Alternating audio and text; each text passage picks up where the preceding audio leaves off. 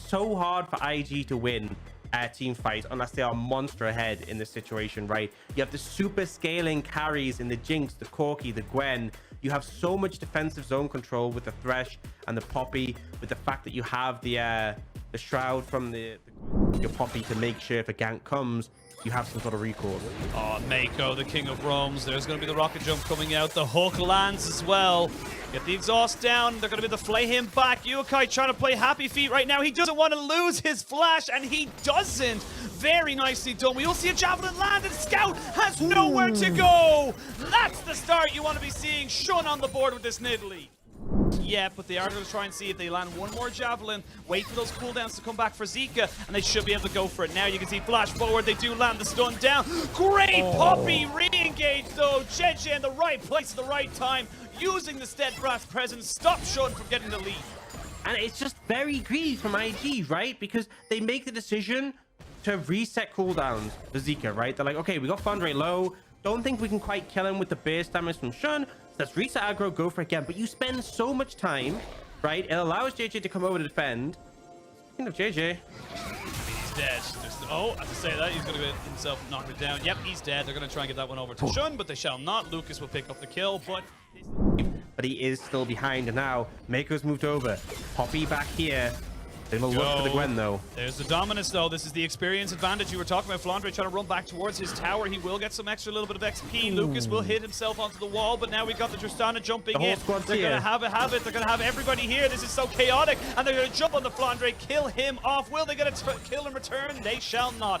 Shun doing very well to keep himself there, and again the AD carries looking at each other as if nothing is wrong. I will say though, Viper saying, look, I'm done with this PvE stuff. I need to fight. I need to look for some engagements. I need to look for some blood, and he's gonna get it as well. And the 1v1 Viper comes out trumps. Heal difference, right? Experience from that wave when they attempted the first dive. He's level 6, right? Here we go. Looking for him. They are going to go for him, flash in. They're going to jump straight on top of him, and that's a fantastic capitalization again in the top side. Now we'll see the Glacial Augment's doing work, but not enough. JJ picks up a kill, knocks up on, and they'll donate that one over to the Viper Fund. Nicely answered here by EDG in the bot side, and now you've got yourself Scout. Looking a little bit aggressive. Yukai. Not quite sure about that one, buddy. Doesn't quite get the reset, and here we go. There's going to be the package going over. It's going to be a trade in. The exhaust comes down, and you can see Yukai trying to make this one work for himself. He does not quite have the damage. He doesn't have himself the jump, so he can't get himself in because Scout would just flash away. Yeah, you can see Yukai was trying to find the knockback into his own tower. Proactive, being in a position to make something work for his team, and that steadfast presence, we talked about it in the draft, so good at mitigating everything. Flandre, what are you doing, buddy? You know you don't have any priority in this tower, but again, it's a trade on the bottom side. It's a lot of free gold, a lot of free time we're seeing right now from the side of EDG given over to the Viper, and now with the Reptile being dropped in the mid, I will say the one thing we didn't really get to talk about is going to be Tristana with those explosive casts, or excuse me, the ultimates. As I say of ultimates, we're going to see them jump straight back in. They're going to get on top of Scout. He survives with absolutely nothing. The tower is still doing work. They need to take that one down. As you can see now, Mako goes golden. JJ finally falls. They go forward. Can they get the damage? Yes, they can.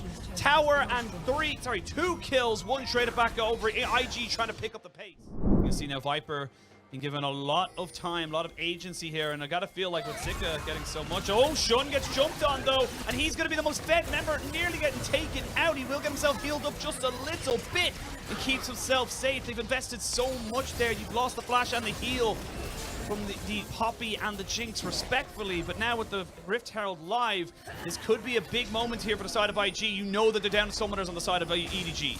And honestly, Shun getting very lucky there, right? Going in for this play without the backup of his team, feels confident because he's 3 levels up. And a bit cautious, but they're letting Yukai push in the top lane, kind of working out as a 1v1. You do have to be cautious, you're kind of overstaying here. He's dead, yeah, he's flashing away. And he's got the Gale Force, but I don't think he's got many places to go. They are going to try and maybe see if JJ will keep him here. There's the Buster Shot, but unfortunately it lands into the wall. But you've invested 3 people into this top side, and now you can see the acceleration coming in. They're going to break open the base. This is 320 minutes. This is exactly what IG needed. Yeah, they get the mid-tier 2. They do need to back away because they have them. Gotta be careful though. JJ is only level 9 compared to Yukai and Shun's level 12. As I said, that Yukai gets caught, he's dead. They're going to be able to pick him off. Steadfast presence stops him from jumping out anywhere, but Shun is here. They have to go in full retreat. Viper gets jumped on here. They're going to commit the TP. That's going to be Flandre jumping onto this. So it's going to be a 4v3 in favor of EDG. Going to be a 5v4 as he finds out on, and there's nowhere for you to go. The package is just too damn strong. You've lost 2 people, and all of a sudden, Ox is falling apart already. Yeah. And even though you look at the gold and you see, you know, just under a 5,000 gold lead. No, Zik has to pop the dominance to keep himself alive, and losing these little things are going to be huge. As I say that though, the hook over the wall, if Mako gets caught out, they have the from the depths going in as well. And EDG, they're losing key summoners. They're losing this fight, and IG have found themselves an opportunity. They get themselves 3. They can come back, take the Baron, and this is perfect to accelerate for IG. And I was talking about, right, if IG make a mistake, EDG can turn this around. But EDG, if you make a mistake as well, when you're 5k gold down, that's a Baron, right?